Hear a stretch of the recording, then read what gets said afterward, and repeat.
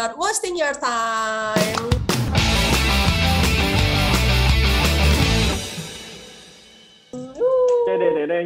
Jeng. Yeay. Halo Stalkers. Halo semuanya. Gimana nih kalian? Dimanapun kalian berada ya, semoga kabarnya tetap baik-baik aja. Amin. Amin. Nah, seperti biasanya nih ya, di episode kali ini kita pastinya bakal nemenin kalian semua nih sambil ngobrol-ngobrol santai yang pastinya bakal insightful banget nih ya. Nah, di sini kita bakal membahas sesuatu yang booming banget nih di kalangan teenagers. Apa tuh? Apalagi kalau bukan teen entrepreneur. Widih. Oh nih kayak ini bakal Nah, menyenangkan. seperti biasanya nih ya, kita kenalan dulu nih, biar para Starkers tahu siapa aja sih yang ngisi podcast kali ini. Pertama, kenalin, aku Fanny Vandani, dan temanku, Aku Taufik. Yoi, yang bakal ngisi episode Teen Entrepreneur hari ini. Nah, teman-teman di sini, kita nggak cuma berdua aja nih, karena kita juga kedatangan tamu guest star yang sangat spektakuler nih. Widih. Boleh Siapa langsung tuh? diperkenalkan? Hai teman-teman, hai Stalkers, kenalin nama aku Kustadia. Aku lagi kuliah di Universitas Multimedia Nusantara, Tangerang, tepatnya jurusan Seni dan Desain, program studi Desain Komunikasi Visual semester 3. Salam kenal semuanya. Wow, halo. Ini panggilannya apa nih? Kristal, Talia? Panggilannya Tita. Oke, halo Tita. Nah, ngomong-ngomong nih, kan kita episode kali ini kan tentang teen entrepreneur. Sebelumnya gimana kabarnya? Baik-baik aja? Sedang ada gejolak hati? Enggak, baik-baik aja dong. Baik-baik Gimana kalau aja. kamu gimana? Aku sama Fani juga currently lagi baik-baik aja. Ya nggak, Fan? Udah iyain aja. Alhamdulillah. Ya, Alhamdulillah baik-baik aja ya. Nah, ngomong-ngomong tentang episode kita kali ini ya, Tita ya. Ini tentang teen entrepreneur. Sebenarnya kalau menurut Tita sendiri, teen entrepreneur itu apa sih dan kenapa kok Tita bisa diundang ke talk episode teen entrepreneur ini? Jadi kalau menurut pemahamanku, entrepreneur atau yang sering kita kenal sebagai wirausahawan itu orang yang melakukan wirausaha. Jadi mereka itu individu yang bisa menciptakan bisnis sendiri, menanggung sebagian besar resiko, dan juga menikmati keuntungan dari usaha yang dirintisnya. Berarti kalau kita tambahin kata teen depannya, berarti orang yang melakukan wirausaha di usia muda. Aku di sini karena kebetulan aku adalah seorang entrepreneur yang punya 2 small business. Yang pertama itu Joyfully Scribbled, semacam small business yang fokusnya itu ngejualin merchandise ilustrasiku, dan yang kedua itu Loving Studio yang ngejual aksesoris dari Beats. Mungkin memang usaha yang aku bikin ini ya, ya makasih. Usaha yang aku bikin ini kayak masih tergolong kecil gitu, masih nggak bisa dibilang besar, tapi tetap aku lagi berusaha untuk membangun usaha aku ini, dan aku harap cerita hari ini bisa jadi motivasi buat teman-teman dan para stalkers untuk nggak ragu dan memulai usaha. Oh, waduh, keren nih ya, keren banget suara Stalkers kalian kalau yang denger nih ya. Jadi kita ini di usia muda loh ya, masih kuliah nih bahkan, masih kuliah aja tapi dia udah bisa membuka usaha sendiri nih gitu. Terus aku mau nanya nih ya tadi, kan sebenarnya ini mungkin pertanyaan klasik ya pasti paling ditanyain banyak orang, cuman aku tetap tanya aja sih. Jadi mungkin kita bisa diceritain nggak gimana awal mulanya Tita ini bisa membangun bisnis, apalagi 2 bisnis itu ya kan pasti nggak mudah ya. Padahal masih semester 3 tadi katanya. Ya kan, keren banget gitu. Jadi mungkin bisa diceritain nih kenapa memilih usaha itu gitu, dan mungkin siapa tahu Tita terinspirasi dari seseorang gitu mungkin ya, mungkin bisa diceritain. Oke, pertanyaannya beruntut ya. Jadi aku pertama bakal jelasin yang Joyfully Scribbled. Aku tuh pertama kali mulai Joyfully sejak era pandemi datang pas tahun 2020. Jadi pas itu kan aku baru lulus SMA. Terus sebenarnya emang dari dulu kayak pengen punya small shop gitu yang ngejual hasil-hasil karya gambarku, karena aku kan emang suka gambar gitu kan. Nah pas itu masih sedikit orang yang ngejual gituan. Jadi aku pikir kayak kenapa kita nggak manfaatin ini untuk coba bikin gitu. Mungkin kan kedengarannya kayak apa gitu, cuma jualan stiker kan cuma kertas, tapi sebenarnya kalau kita teliti lagi marketnya tuh cukup luas, dan menurutku tuh bisa jadi peluang usaha yang besar juga gitu loh. Terus kalau untuk inspirasi atau role modelku tuh Lee Unicorn Things di Instagram. Jadi Lee Unique itu kayak semacam sama kayak aku menjual barang dari hasil ilustrasi sendiri. Cuman mereka ini udah keren banget, kayak udah diversifikasi produknya luas, udah kayak jual tas, baju, dan segala macam. Terus ilustrasinya tuh keren-keren dan sering di-collab-in sama perusahaan besar kayak Samsung, Google, YouTube, dan masih banyak lagi. Selain itu, mereka tuh juga kayak marketnya udah sampai global gitu loh, jadi diminati sama orang-orang di luar. Terus kalau usaha kedua aku yang Lovin Studio ini, kalau boleh jujur kayak usaha yang lebih kecil, jauh lebih kecil daripada Joyful Scribble, dan sebenarnya yang bikin itu ada aku cuma kayak bagian branding dan juga packaging gitu sih. Oh, itu semua berarti kamu sendiri yang bikinnya, Tita ya? Iya, yang bikin aku semua sendiri. Itu kan aku kemarin tuh ngeliat IG-nya kan, terus kayak IG-nya tuh kayak rapi feeds-nya dan kayak bagus gitu, itu kamu juga yang ngatur? Iya, kan anak DKV harus bisa kan. Sebenarnya Pinter. aku tuh juga pengen tahu Tita bikin usaha kayak gitu, hitung-hitung buat apa ya, nambah-nambah uang jajan, kalau nggak kayak sudah bisa nyicil nabung gitu kan dari umur muda gini. Apalagi kan kalau teman-teman stalker sama Tita tahu, kuliah di FKG itu butuh duit yang tidak sedikit, kayak lumayan gitu. Kita buat beli alat setiap semester itu alatnya baru. Nah, terus kadang-kadang kita mau minta izin ke orang tua buat bikin usaha sambil kuliah tuh kayak susah gitu loh. Tapi kayak mungkin ya, kalau dari aku pribadi, kayak mungkin lihat orang tua kita kayak mungkin baik ya. Kayak, ya kan kamu lagi kuliah, udah fokus aja kuliah dulu gitu, jangan fokus yang lain. Nah, terus kalau Tita dulu pas awal-awal mau buka usaha nih sambil kuliah, atau dulu pas baru lulus SMA tuh kan harusnya persiapan masuk kuliahnya kan gencar-gencar banget gitu. Tentu apa orang tua Tita langsung izinin atau mungkin gimana ya? Ada tips and trick yang bisa dikasih tahu ke teman-teman stalkers biar orang tuanya mengizinkan buat bikin usaha, atau mungkin ada apa jampe-jampe lah gitulah ya. Sebenarnya kalau aku tuh cukup beruntung karena pengalamanku untuk jualan tuh udah mulai dari SD. Jadi ceritanya pas SD itu aku udah mulai jualan gelang, bolpen, terus kayak jepit-jepit itu udah pernah. Terus pas SMA itu aku juga jualan cookies gitu. Emang kayak lebih kecil gitu, nggak bisa dibilang kayak bisnis juga. Cuman kan lumayan gitu kan.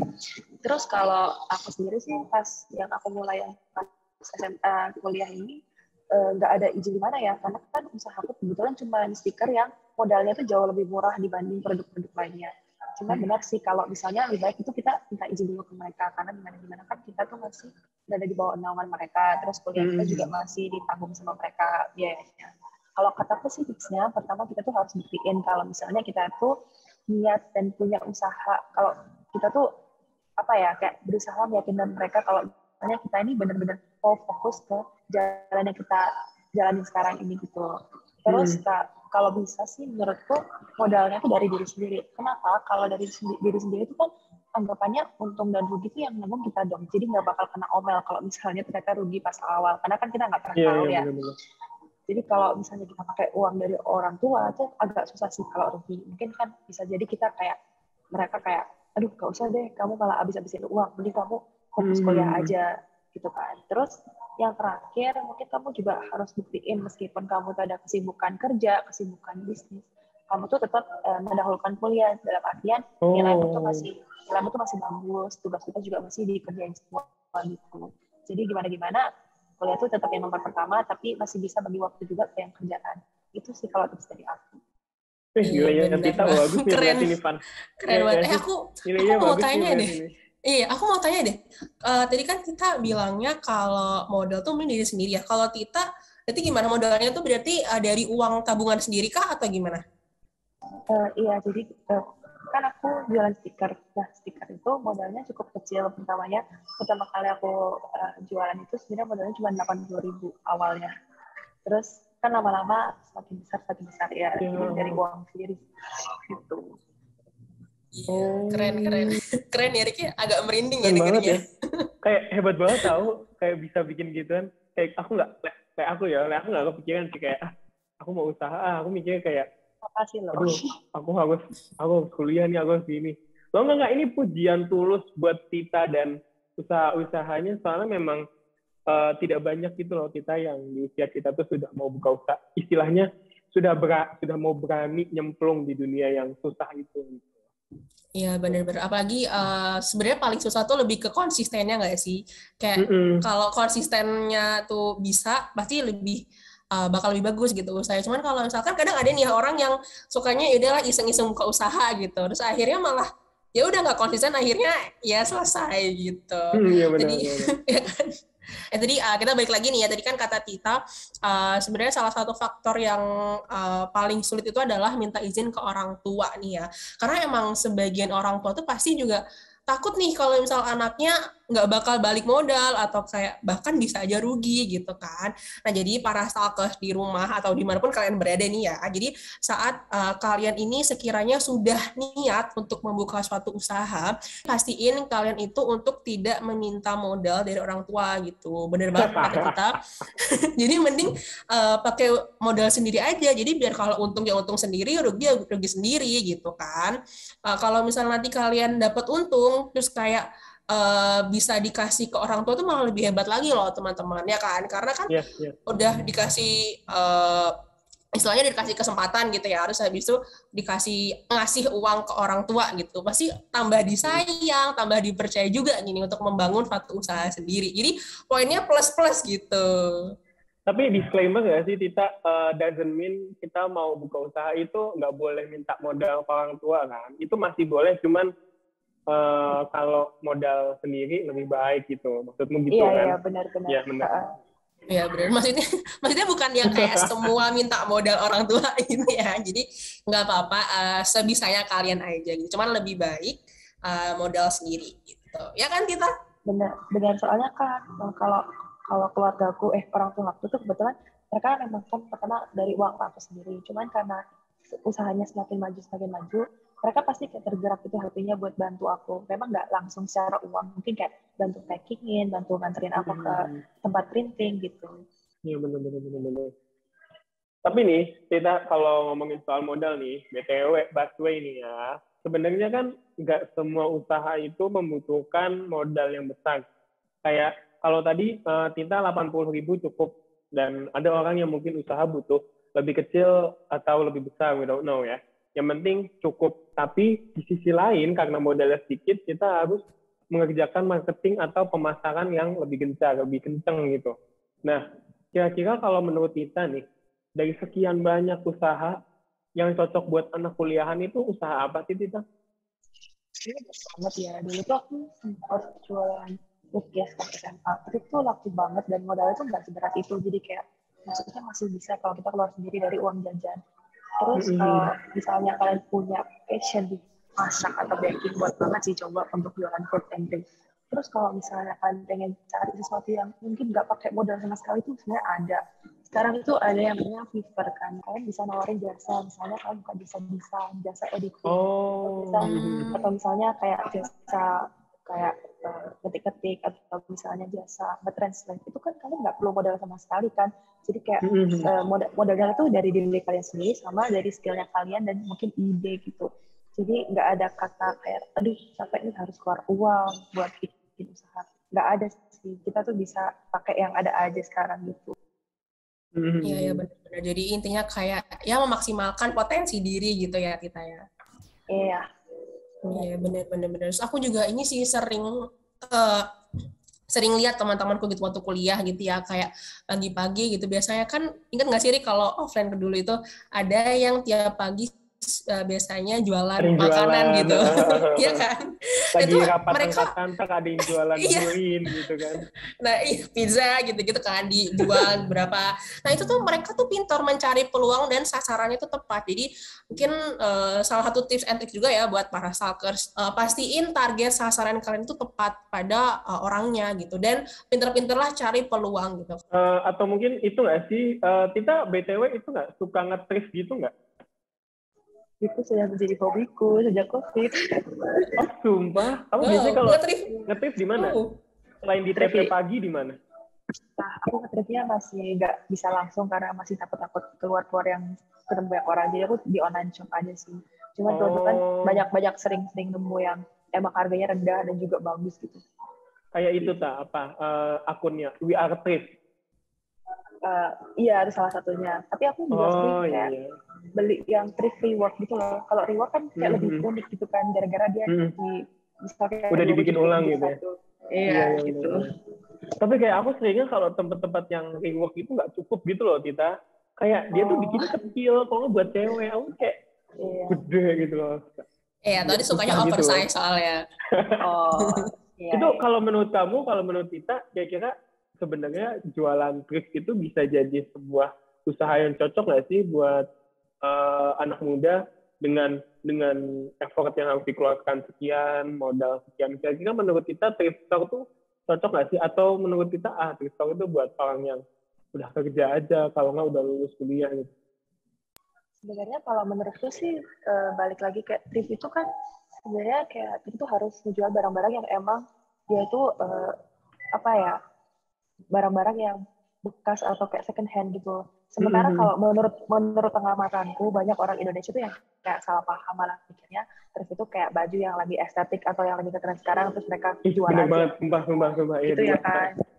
Jadi sebenarnya itu bebas aja kalau misalnya kalian masih kuliah dan merasa mampu buat cari-cari baju yang vintage atau baju-baju yang second hand, ya silakan gitu. Tapi kalau misalnya kalian belum bisa nyari-nyari, nggak bisa nyari resort atau nggak ada waktu, ya nggak usah. Karena kalau baju itu menurutku yang perlu dihandle banyak, karena harus quality control, harus ngurusin packaging, terus udah gitu kayak harus photoshoot sendiri gitu kan. Itu cukup memakan waktu sih. Tapi kalau misalnya bisa dan mampu, ya silakan aja sih kataku. Iya benar-benar, apalagi kan sebenarnya kalau thrift shop gitu-gitu pasti tetap sebenarnya nggak cuma thrift aja sih, kayak semua online shop itu tuh pasti bakal ada kelebihan sama kekurangan masing-masing aja gitu. Jadi ya pinter-pinter balik lagi ya, pinter-pinter mencari peluang sama sasaran yang tepat gitu. Ngomongin thrift shop nih ya, tadi kayaknya Torik ini dari tadi ngomongin thrift shop kayak tahu banget gitu kayaknya ya. Kenapa nih, Rik? Apa kamu dulu pernah ada usaha thrift shop gitu mungkin? Iya, aku dulu pernah ada usaha thrift shop, tapi kayak Bener kan berarti gagal, dugaanku? fail gitu. Udah lanjut, aku bukan GS-nya Tita. Oke. Jadi kan kita balik lagi ini ya para salker. Jadi kan setelah kita ngomongin masalah modal, terus masalah izin orang tua gitu-gitu, kira-kira dari Tita sendiri nih, ada nggak sih hambatan atau tantangan yang pernah Tita alami atau mungkin sering nih ya dialami setiap menjalankan usaha gitu? Mungkin bisa diceritain kepada para salkers nih, biar siapa tahu salkers ini bisa kayak punya insight baru gimana cara untuk mencegah hambatan itu gitu. Ya, Atau kita mungkin butuh kayak pengalaman kamu, ya, Tita. terus kalian terus kalian mau tanya gimana sih caranya menghadapi rasa malas dalam berdagang gitu. Lebih tepatnya ini ya secara konsisten aja gitu. Secara konsisten, iya betul.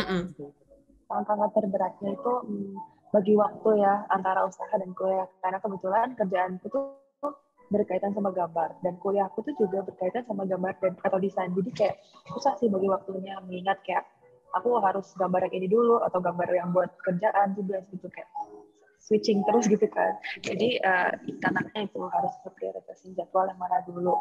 Terus kalau untuk tipsnya sih ya harus apa ya, dibilang susah iya, tapi kalau misalnya memang kamu ada niat untuk usaha, ya pasti kamu harus kerja lebih dari teman-teman kamu. Misalnya teman-teman udah tidur jam 11 malam, banget. Ya, karena kamu ada ambisi untuk usaha juga, ya udah kamu harus mungkin tidur lebih malam lagi. Tapi ya nggak apa-apa, karena kamu kan berarti angkanya step lebih maju daripada mereka karena kamu punya usaha gitu. Terus hambatan lainnya yang aku rasain itu karena capek dan juga FOMO ya. Karena bisa dibilang teman-teman aku tuh banyak yang sekarang kayak kelihatannya di story Instagram kayak lagi senang-senang aja jalan-jalan terus sama teman lainnya atau live dan lanjut. Sementara aku tuh di sini kayak susah karena harus urusan packing lah, harus apalah gitu kan.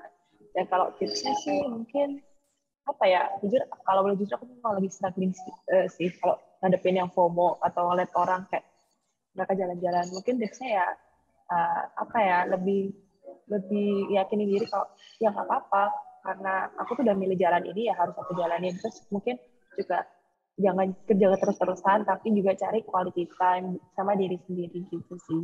Aku tadi setuju banget loh kata Tita yang kalau waktu kita mau menjalankan satu usaha itu pasti bakal banyak ini ya hambatan, kayak contohnya harus bangun lebih pagi gitu kan. Nah itu aku ngerasain banget karena dulu kan aku sempat juga ya ada usaha dan itu tuh emang mengharuskan aku yang tiap pagi itu bangun subuh sekitar jam 4 gitu. Yang biasanya aku bangunnya jam 6, jadi harus lebih awal lagi daripada orang yang lain gitu, biar lancar gitu kan.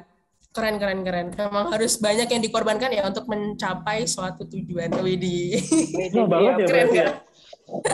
Wah banget berarti ya. Mulai apa, kita mulai usaha, nggak mulai doang, menjalankan usahanya itu kayak banyak banget yang harus dikorbanin. Betul. Semangat buat Talkers dan kita semua. Tapi jangan lupa ya, walaupun mungkin dikiranya kita sibuk online shop, sibuk berdagang gitu, tuh tetap harus dipikirin juga quality time tadi, benar kata Tita, karena kan gimana ya, biar kita tuh juga nggak stres gitu loh para stalker. Jadi walaupun kita pusing-pusing juga harus diimbangin sama yang nggak stres gitu. Jadi biar ya life-nya balance gitu lah. Ya benar. Kalau kata orang-orang Jawa Pasir sih self reward ya, self reward saya. Healing. Benar. Nanti kita kalau buat suka dukanya sendiri gimana nih kira-kira selama menjalankan 2 bisnis itu dari awal pendirian sampai detik ini? Banyak sukanya atau banyak dukanya nih? Atau banyak cukanya? Lebih baik sukanya deh kayaknya ya. Enggak juga sih guys sebenarnya. Jadi kalau sukanya tuh ya tentunya karena kalau aku punya bisnis otomatis aku tuh nggak perlu sungkan-sungkan untuk misalnya mau beli barang mahal gitu kan, karena itu uangku sendiri. Terus aku juga bisa bisa membangun portfolio diri sendiri gitu, karena aku punya bisnis jadi relasi semakin besar, terus kayak bisa melihat peluang-peluang lain gitu kan. Terus apalagi sukanya bisa kenalan sama orang banyak yang interestnya sama kita, terus sukanya lagi jadi punya tabungan buat mimpi-mimpi di masa depan. Nah, meskipun sukanya banyak itu, dukanya itu juga nggak kalah banyaknya. Yang pertama ya itu kita jadi lebih draining energinya karena harus bagi waktu sama kuliah. Terus kedua juga ini sering aku alami sih, ya ini jujur aja aku juga sering kayak merasa insecure sama usaha aku. Jadi karena usaha aku tuh bergerak di bidang gambar ya, otomatis secara nggak langsung kayak aku sering kayak membandingin usahaku sama usaha orang lain atau membandingin karyaku sama orang lain. Itu memang toxic, cuman ya mau nggak mau pasti ada kerasa kayak gitu. Terus duka lainnya mungkin kalau misalnya sekarang ini kan aku benar-benar sibuk ya kuliah semester 3 kayak tik-tiknya sibuk, itu aku nggak sempet sama sekali buat desain yang baru, yaitu duka sih. Tapi gimana lagi, daripada kita maksa diri buat kerja tapi hasilnya kurang, mendingan nggak usah gitu kan. Setuju. Ya, tapi so far aku lihat karyamu tuh bagus loh Tita. Banget. Wah, iya banget. Jangan bisa banget gitu, bener bagus Cin, sumpah.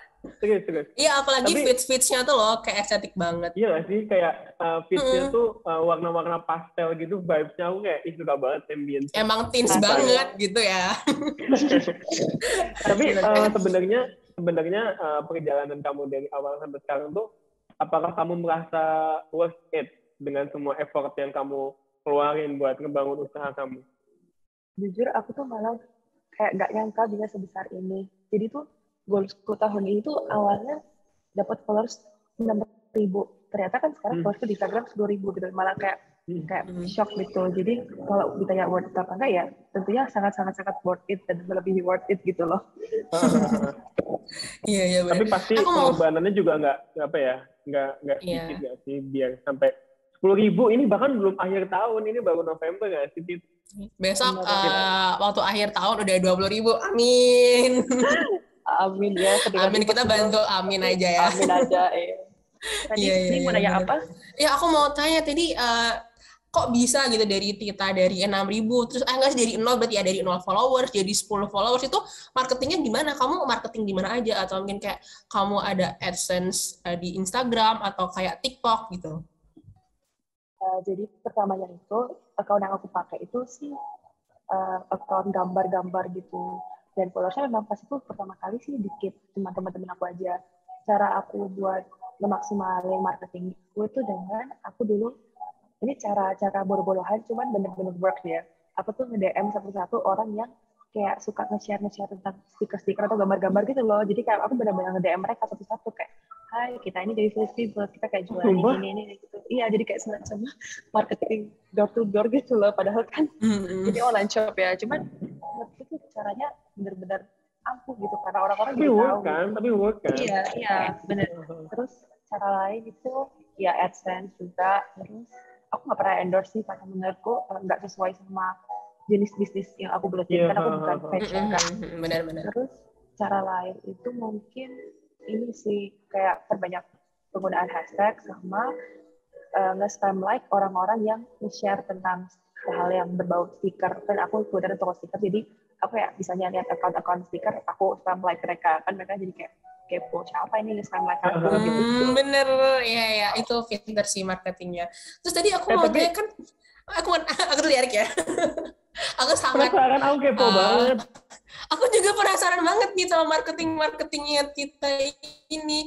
Terus tadi kan kamu bilang katanya sampai kayak nge-DM itu kan. Itu nge-DM-nya berarti isi DM kamu tuh penuh gitu ya sama DM-an yang broadcast ke orang-orang. Terus habis itu kayak gitu tuh kamu lakuin setiap hari kah apa gimana? Yeah. Dulu sih pas awal-awal masih 300-400 followers aku selalu kayak gitu. Sampai akhirnya aku mulai berhenti kayak gitu sejak aku 3.000 followers itu aku udah kurang-kurangin karena kan pas itu aku masih awal kuliah ya, masih rada gabut gitu, masih bisa ada waktu. Makin kesini kan makin gak ada waktu ya. Tapi if I may know, itu how do you know kalau orang itu into stiker? Gimana cara kamu tahu orang itu? Nah ini nih agak listrik ya tapi. Jadi aku tuh stalking toko-toko. Resep rahasianya nih. Toko-toko yang jualannya sama kayak aku. Setelah aku stalking, kan bisa mereka nge-tag beliannya mereka di tag post gitu kan. Nge-tag tokonya? Iya, nge-tag tokonya. Ya udah aku buka dong tag postnya. Terus makanya aku ketemu orang-orang yang ternyata interest sama stiker juga. Ya udah aku DM satu-satu. Iya. Wih, ini cara yang bagus nih. Ini kayaknya episodenya ganti judul deh. Buka dapur Joyce, fully scribble. Boleh. Terus ini nih Tit, pasti banyak banget ya yang tanya karena kan ya melihat kita ini udah keren banget nih, dia udah 10.000 followers gitu. Pasti kan tuh udah sukses banget ya. Kira-kira ada nggak tips and trick untuk para stalkers nih yang sekiranya pingin membuka usaha sendiri? Gimana caranya biar usaha yang dibangun itu nggak gagal gitu? Ini sebenarnya agak basi atau gimana gitu. Cuman yang menurutku paling utama tuh niat sih. Soalnya niat itu paling penting. Kalau misalnya kamu udah tahu nih passion kamu tuh apa, supaya kamu tuh nggak setengah-setengah gitu loh ngejalaninnya. Karena kalau kamu tuh kayak cuman memulai sesuatu gara-gara teman, gara-gara disuruh orang tua, tuh nggak bakal bertahan lama. Tapi kalau emang udah dari diri kamu sendiri itu pasti bakal bertahan lama gitu. Jadi yang pertama tuh niat. Yang kedua itu konsisten. Emang susah sih buat jadi konsisten karena kayak berdasarkan pengalaman pribadi teman-teman aku yang lain itu kebanyakan bikin usaha pas awal-awal ada corona gara-gara nganggur kan di rumah. Tapi sekarang udah pada tutup gitu kan. Ya cara itu aku itu harus itu aku aduh belum seminar. Enggak sih, nggak apa-apa. Caranya biar konsisten itu ya dengan konsisten itu ya apa ya digelutin aja terus karena kalau kalian ngerasa aduh kok ini kayak stuck gini-gini aja, semua usaha besar itu pasti pernah ngalamin fase itu gitu loh. Jadi nggak apa-apa kalian tuh misalnya rasa usahanya stagnan aja tuh nggak apa-apa karena itu hal yang normal gitu. Nanti lama-kelamaan bakal bangkit lagi gitu. Terus apalagi ya menurutku sih jangan takut ya karena bisa jadi kalian tuh nggak tahu kalau misalnya tuh usaha yang mau kalian buat itu ternyata jackpotnya kalian. Kalau kalian kayak takut, aduh nggak usah deh. Ternyata tuh jackpotnya kalian benar-benar bisa sukses gara-gara itu gimana? Kan nggak ada yang tahu. Iya, benar. Sumpah ini lengkap banget sih. Dan tips ini jujur sebenarnya udah pernah aku terapin di beberapa usaha aku dan memang beneran ampuh. Cuman ya itu balik lagi kayak susah mau konsisten tuh kayak capek nggak sih Tita? Kayak ada satu titik di mana kayak ini nggak laku, udahlah aku tinggal aja lah capek gitu kan. Aku ada tips lagi dan ini baru aku temuin apa. Aku nemu video dia tuh kayak bikin game gitu. Aku tuh suka barang-barang mahal, jadi mau nggak mau harus kerja dan itu tuh menurutku kayak relate banget. Aku tuh pengen hidupku tuh bisa foya-foya gitu loh. Jadi biar bisa foya-foya. Kita semua nggak sih? Biar bisa foya-foya dan beli apapun yang kita mau, ya udah kita harus lihat usaha gitu sih. Menurutku tuh ya semacam aku jadi emoto gitu loh. Itu ngaruh nggak sih? Kayak kamu misal, aku pengen beli apa ya, let's say. Aku pengen beli tas LV, aku udah lama banget pengen itu. Tapi nggak punya duit, tapi aku punya usaha. Kayaknya aku jadi lebih, aku kudu kerja, aku bener kudu kerja. Akhirnya sampai kebeli lah. Ya sekarang aku belum kebeli, cuman someday lah. Amin. Amin. Apalagi kan kalau misalnya kita tuh punya uang dengan uang sendiri tuh pasti rasanya bakal beda ya dengan uang pemberian orang tua gitu kan. Ya, pasti lebih ada rasa kepuasan tersendirinya gitu. Mungkin aku mau nambahin sih tadi salah satu tipsnya kalau misal kalian emang stuck gitu ya, mungkin udah nggak konsisten lagi atau kayak udah males lagi. Nah itu kalian bisa lihat lagi nih ke belakang gitu, gimana perjuangan kalian membangun usaha itu, gimana capeknya kalian membangun usaha itu sampai berada di titik yang sudah sejauh ini. Jadi kayak sayang gitu loh kalau misal diberhentiin cuma sampai di situ aja gitu. Itu mungkin bisa jadi salah satu tips trik yang ampuh juga ya. Kira-kira Tita ada pesan nggak yang mau disampaikan ke teman-teman stalkers nih, ke para stalkers? Tidak ada biaya, nggak pakai pulsa, silakan. Boleh. Jadi buka usaha itu memang kedengeran susah, intimidating buat kita semua. Terutama buat kita yang masih kayak clueless, masih malu, masih kurang knowledge, dan masih labil. Tapi asli jangan takut untuk coba sih. Please, cuman kalau kita coba tuh nggak ada salahnya. Siapa tahu kayak yang aku tadi bilang, siapa tahu yang mau kalian buat ini ternyata jackpot kalian kan. Terus pesan terakhir tuh pokoknya yuk menjalankan visi misi anak muda zaman sekarang kayak Hoya. Jadi kita tuh harus pokoknya usaha sendiri supaya kita tuh bisa menikmati masa tua dengan lebih enak gitu loh. Karena apapun yang kita gunakan dengan jadi kaya sendiri itu pasti lebih enak gitu, kayak kata Fani tadi gitu sih. Betul. Jadi kita apalagi kayak yang ideologi kayak aku yang nggak mau masuk ASN gitu, maunya swasta gitu. Nggak ada nanti tua, tunjangannya nggak ada. Jadi harus kaya dari muda. Benar. Iya benar. Kita sekarang harus ini ya menggerakkan gerakan hidup foya-foya zaman muda dengan uang sendiri gitu ya pastinya. Ini udah lama loh kita ngobrol ya Tita Fani ya. Ini sayang banget ya. Ini sebenarnya waktunya sangat terbatas nih. Jadi ini aku sebelum kita menutup nih karena kita sudah lama berbincang-bincang, capek nih Kak ya.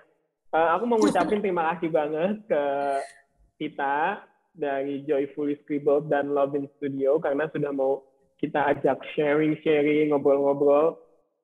Tentunya semoga manfaat bisa diambil dari obrolan kita hari ini. Semoga para stalkers juga bisa ngambil pelajaran yang banyak ya, dan ya semakin sukses, jaya buat kita. Aduh, kayak tentara aja gue. Amin. Mau namain. Jadi para stalkers ya, last but not least nih ya, jangan lupa di follow nih IG-nya jualannya Tita, Joyfully Script and Lovin Studio nih, supaya kalian bisa lebih tahu lagi kira-kira apa sih bisnis yang lagi berkembang di zaman sekarang itu gitu ya. Dan jangan lupa juga follow Instagramnya kita nih, Stofit Talk. Instagramku, Fari Iza aku. Enggak, bukan Torik. Oke. Ya, jangan lupa di follow juga IG-nya Stock sama IG-nya Joyfully Scribbled, dan kalau IG-nya Lovin Studio apa Tita? Lovin Studio juga deh. Lovin Studio juga. agak lupa, cuma kayaknya itu. Lovin Studio pasti dicari aja keluar kok, pasti ada. Nanti kalau teman-teman mau beli stiker, ingat Joyfully Scribbled. Nah, iya. Makasih deh. Iya, makasih juga ya sekali lagi Tita. Oke semuanya. Bye-bye. Jangan lupa dengerin episode kita ini ya, episode kita minggu depan, episode kita selanjutnya. Tetap ditunggu, pasti akan lebih menarik atau semenarik ini atau nggak menarik sama sekali. Terus pokoknya ditonton dan didengarkan saja. Saya Torik. Dan saya Fani Vandeni. Pamit undur diri. Bye-bye semuanya. Dadah. Bye-bye lagi.